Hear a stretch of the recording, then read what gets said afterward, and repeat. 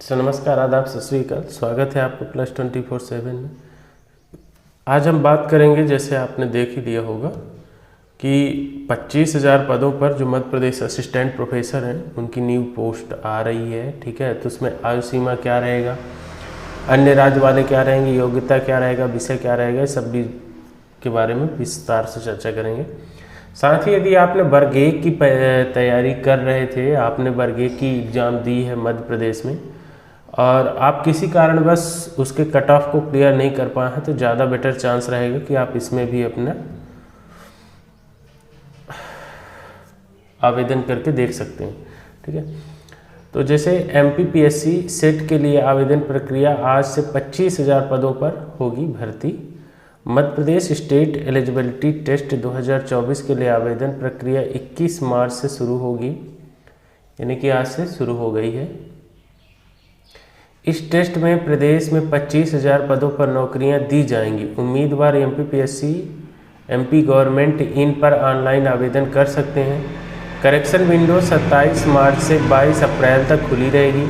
Registration form में late fees के साथ 21 से 30 अप्रैल तक करेक्शन का मौका मिलेगा।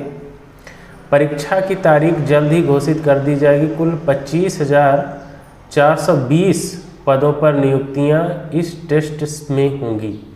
बहुत बड़ा है, इतना बड़ा क्राइटेरिया है। 25,420 नियुक्तियां यदि इस टेस्ट से हो रही हैं तो आपको 101% इस वैकेंसी पे लग जाना चाहिए। आयु सीमा की बात करें तो 18 से 35 साल है। रिजर्व कैटेगरी के उम्मीदवारों को सरकारी नियमों के अनुसार छूट दी जाएगी।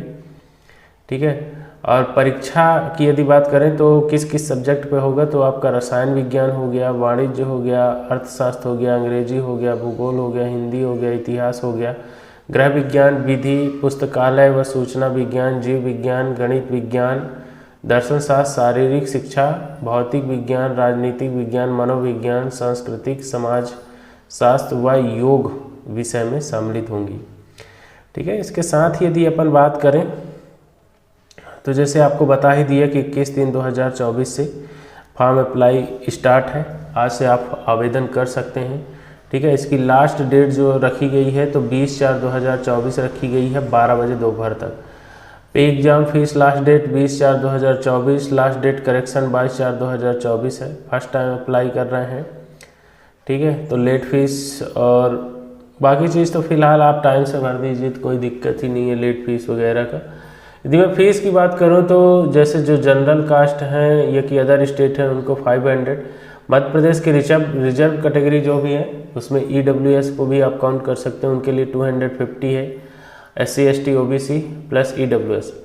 पोर्टल चार्ज 40 रुपये एक्स्ट्रा है। करेक्शन चार्ज यदि आप फिर बाद में आपने कुछ गलत कर दिया और भराना चाहते हैं तो 50 रुपये है। फर्स्ट टाइम लेट फीस यदि आप चार्ज करेंगे तो आपका 3,000 लगेगा। Second time late fees charge आपका 25,000 लगेगा। तो उसका फ़िलहाल नौबत ही नहीं आने देना है। ठीक है, एज लिमिट की बात करूं तो मिनिमम 21 वर्ष और मैक्सिमम का इसमें कोई क्राइटेरिया नहीं रहता फिलहाल एलिजिबिलिटी टेस्ट के लिए। ठीक है, ये Madhya Pradesh state eligibility test है, इसे स्टेट के नाम से जाना जाता है।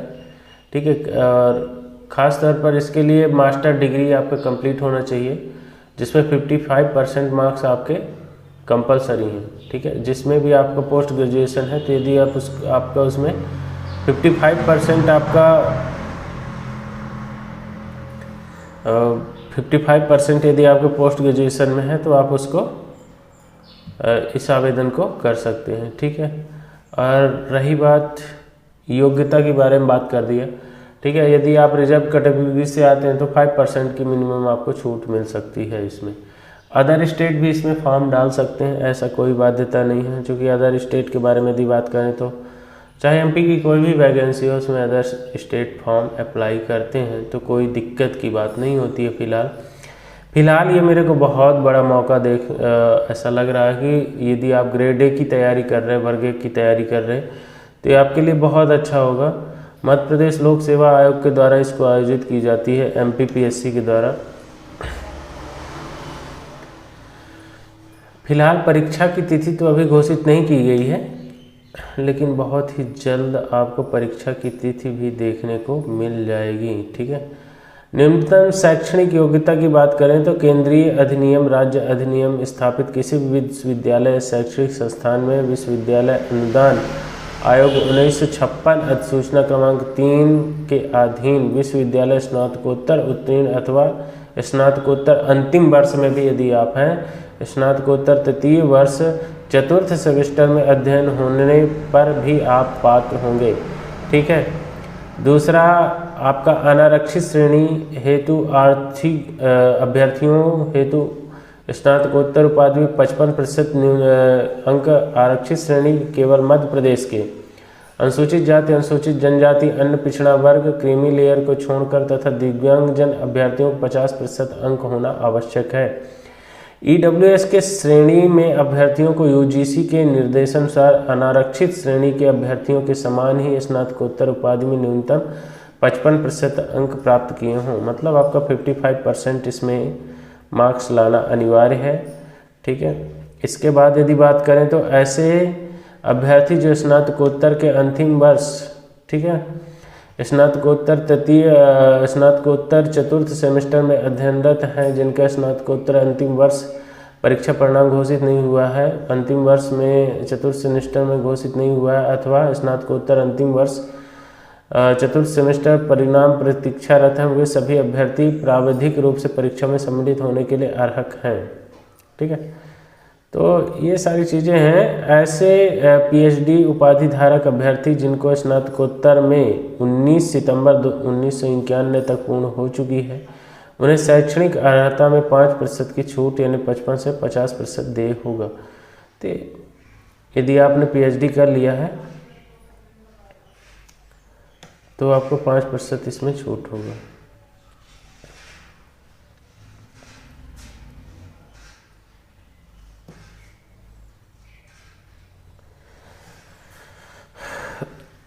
देखिए इसमें यह है ईडब्ल्यूएस व अनारक्षित वर्ग की महिला आवेदकों को शुल्क न्यूनतम शैक्षणिक योग्यता एवं न्यूनतम उत्तीर्ण अंक में कोई छूट दे नहीं होगा। केवल महिला आवेदकों के चयन हेतु हॉरिजॉन्टल आरक्षण दे होगा। देखो अनारक्षित वर्ग की महिला आवेदकों को शुल्क न्यूनतम शैक्षणिक योग्यता या न्यूनतम उत्तीर्ण अंक में कोई छूट दे नहीं होगा। इसको आप समझ सकते हैं।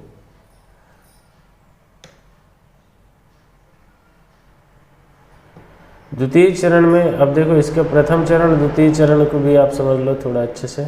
प्रथम चरण में सर्वप्रथम परीक्षा में सम्मिलित हुए अभ्यर्थियों की संख्या के 6% को ही अर्हक संख्या स्लॉट के रूप में निर्धारित की जाएगी। ठीक है। द्वितीय चरण में 6% के प्राप्त कुल अर्हक स्लॉट से मध्य प्रदेश शासन आरक्षण नियम के अनुसार विभिन्न श्रेणियों के लिए निर्धारित प्रतिशत के अनुसार अर्हक संख्या आवंटित कर परीक्षा में सम्मिलित अनारक्षित श्रेणी एवं आरक्षित श्रेणी के अभ्यर्थियों को न्यूनतम, ठीक है, महिला प्रवर्ग हॉरिजॉन्टल 35% एवं दिव्यांगजन हॉरिजॉन्टल 0.6% आरक्षण होगा। ठीक है। यानी कि यदि आप कहें अनारक्षित श्रेणी में तो दोनों पत्रों को मिला करके 40%, आरक्षित श्रेणी में अनुसूचित जाति, अनुसूचित जनजाति एवं अन्य पिछड़ा वर्ग नॉन क्रीमी लेयर, दिव्यांगजन को 35% आपका होना चाहिए कम से कम मार्क्स।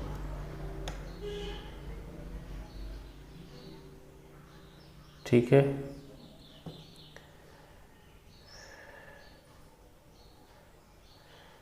तो ये है आपका, इसमें आगे थोड़ा देखते हैं सिलेबस के बारे में क्या है। ठीक है। और सिलेबस की यदि मैं बात करूं तो आप एक काम कर सकते हैं, प्रथम चरण की जो पेपर है प्रश्न पत्र, विशिक्षण और शोध अभिवृत्ति, इसमें प्रश्नों की संख्या 50 होगी, कुल 100 अंक होंगे। ठीक है। और जो द्वितीय चरण है उसमें 100 प्रश्न होंगे, 200 अंक होगा, 3 घंटे की पेपर होगी। एक जो इम्पोर्टेंट बात करना चाहता था, यदि आपको इससे रिलेटेड और कोई जानकारी चाहिए तो आप टेलीग्राम चैनल जो है वो उसकी लिंक जो है वीडियो के डिस्क्रिप्शन बॉक्स में दे रहा हूँ, आप वहाँ ऐड हो सकते हैं। इसके बाद वहाँ मैं इसको PDF को पूरा सेंड कर दे रहा हूँ कि किस तरह से आपको क्या योग्यता है, पूरी जानकारी आपको वहाँ मिल जाएगी। ठीक है। उसके अलावा भी यदि आपको कोई क्वेरी है, कोई समस्या समझ में आ रही है, इसमें कोई जानकारी चाहिए, तो इसके लिए आप टेलीग्राम चैनल पे डायरेक्ट मेरे को कॉल कर सकते हैं। जब भी टाइम होगा मैं आपसे बात कर लूँगा और आपके समस्याओं का समाधान जो भी मेरे से हो सकेगा करने की पूरी कोशिश करूँगा। ठीक है, अब इतना ही कर सकता हूँ।